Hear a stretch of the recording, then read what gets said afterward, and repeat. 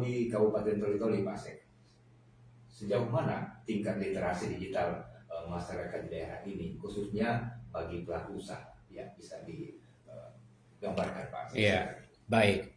Sebelum saya menjelaskan secara detail bagaimana dunia digitalisasi itu, jadi saya ingin berilustrasi tentang dunia digitalisasi. Kalau kita masuk dalam dunia digitalisasi, yang ada di pikiran kita adalah jangkauannya luas. Nah, itu dia. Kalau di dunia nyata, kita hanya mampu melihat dari kasat mata kita. Bahkan hanya sekedar menunggu begitu. Bahkan hanya sekedar menunggu. Oleh karena itu, kalau kita ingin paham bagaimana luasnya itu dunia digitalisasi, ketika kita pejamkan mata kita, kita bisa melihat Jakarta, kita bisa melihat luar negeri, kita bisa melihat daerah-daerah yang kita tidak bisa jangkau. Ya, luasnya dulu, luas jangkauannya dulu, bahwa itu adalah momentum bagi dunia usaha untuk mengembangkan usahanya yang lebih luas. Termasuk strategi juga ini. Termasuk ini adalah strateginya.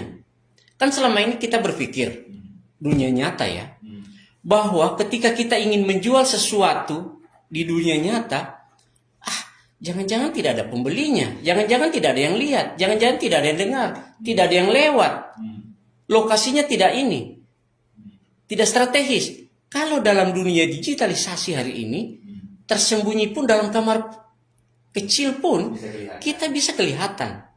Oke, satu hal. Kemudian kita tinggal mengatur strateginya.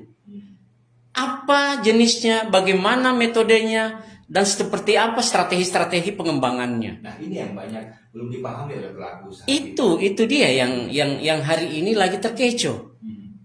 Kok katanya pasar lagi sepi hari ini?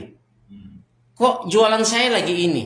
Karena tidak paham dengan kondisi persaingan yang luar biasa hari ini. Hari ini kita membeli barang tidak mesti dari Toli-Toli, Pak. Hari ini kita beli barang itu dari Jakarta sana. Apa yang menyebabkan ini? Dunia digital yang punya peran sangat penting dalam melakoni semua pelaku-pelaku usaha yang ada di Republik ini. Bahkan di negeri ini, di dunia ini misalnya. Oke?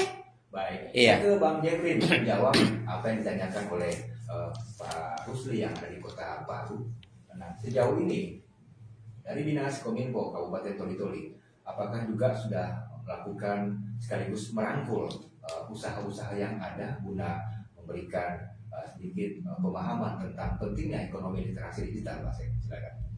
Baik, sebelum saya menjawab lebih jauh tentang itu, saya ingin mengucapkan dulu bahwa dalam konteks digitalisasi hari ini, plus minus dalam dunia itu pasti ada.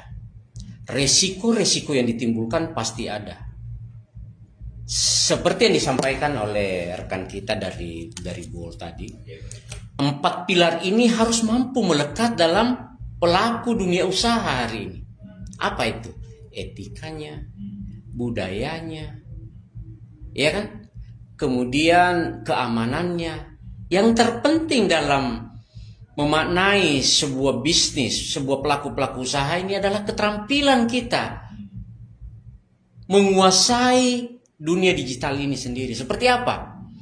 Karena persaingan di 10 tahun yang lalu kita kenal ada yang namanya pasar bebas. Oke? Kemudian lebih berkembang, kita lihat lagi sistem globalisasi, persaingan yang memang sudah mengglobal.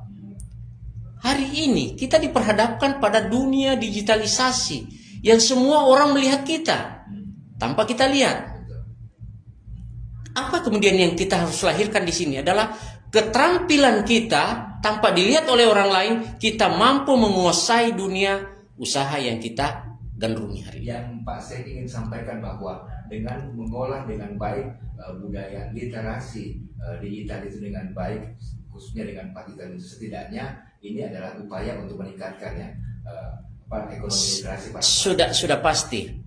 Kemudian menepis daripada isu-isu negatif yang akan masuk dalam lingkungan kerja kita. Kan begitu? Karena kita harus ini, tidak sedikit orang yang punya niat juga tidak bagus.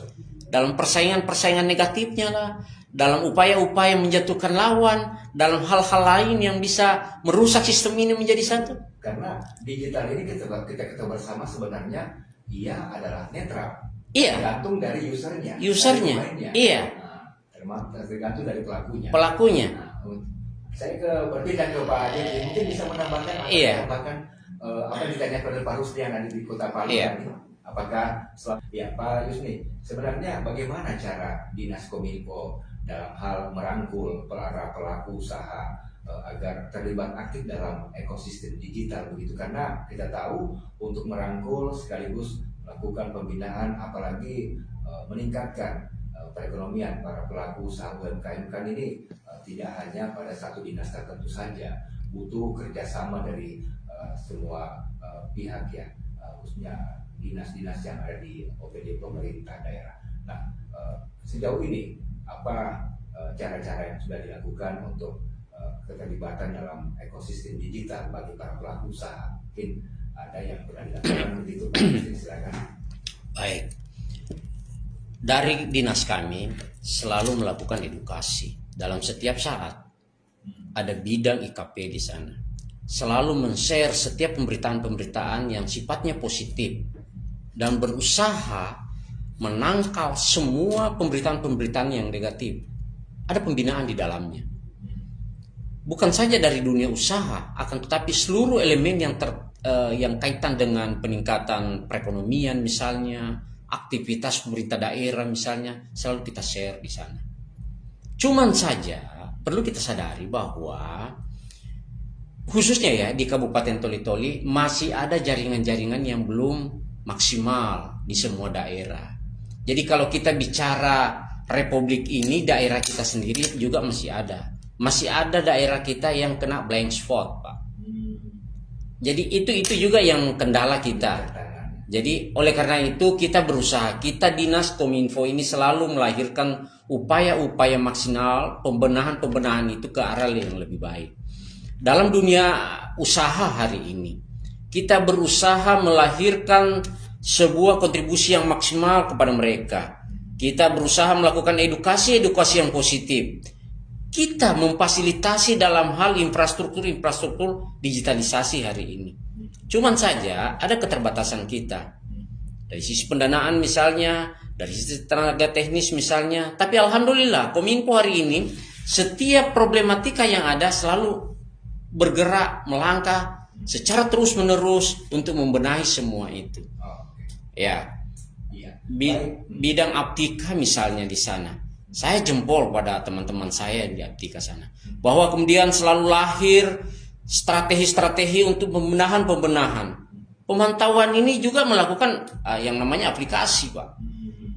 Dia tahu tanpa laporan masyarakat pun beliau tahu bahwa ada daerah kita yang lagi bermasalah dalam sisi jaringan misalnya, dari sisi penerimaan, dari sisi apa dan sebagainya. Nah, oleh karena itu memang wajarlah dalam dunia digitalisasi setiap langkah itu ada masalah yang kita hadapi. Tetapi kita tidak pernah surut, tidak pernah takut, tidak pernah gentar dalam menghadapi. Belum lagi pada problem penggunaan aplikasinya, tentu plus minusnya ada. Dan ini akan selalu kita secara bersama-sama untuk selalu membenahi ke hal-hal yang positif. Saya pikir itu seperti itu. Ya. Mungkin ada beberapa penekanan kepada para pelaku agar bisa memahami tentang strategi untuk meningkatkan ekonomi literasi digital. Singkat ya Pak. Baik. Untuk memaksimalkan kerja-kerja kita ini tentu harus melakukan sebuah kolaborasi sistem. Bahwa kemudian Dinas Kominfo ini bukan saja melihat dari sisi digitalisasinya, tetapi produk-produk yang akan kita sebarluaskan, kemudian tidak terlepas dari 4 pilar yang telah kita bahas tadi secara bersama. Bahwa kemudian etika-etika sangat mendominasi, karena jangan sampai terjadi hal-hal yang negatif dalam hal pelaksanaan aktivitas kegiatan perekonomian. Pelaku-pelaku ekonomi juga harus paham betul bahwa ini sangat menjadi hal positif manakala kita lakoni ini pilar-pilar yang sudah ditetapkan dalam pemberitaan digital yang ada sekarang, sehingga kolaborasi sistem ini akan selalu terjaga, akan selalu maksimalkan sehingga para pelaku merasa aman. Kemudian dunia ekonomi tentunya akan lebih cerah di masa-masa yang akan datang. Baik. Terima kasih. Ya.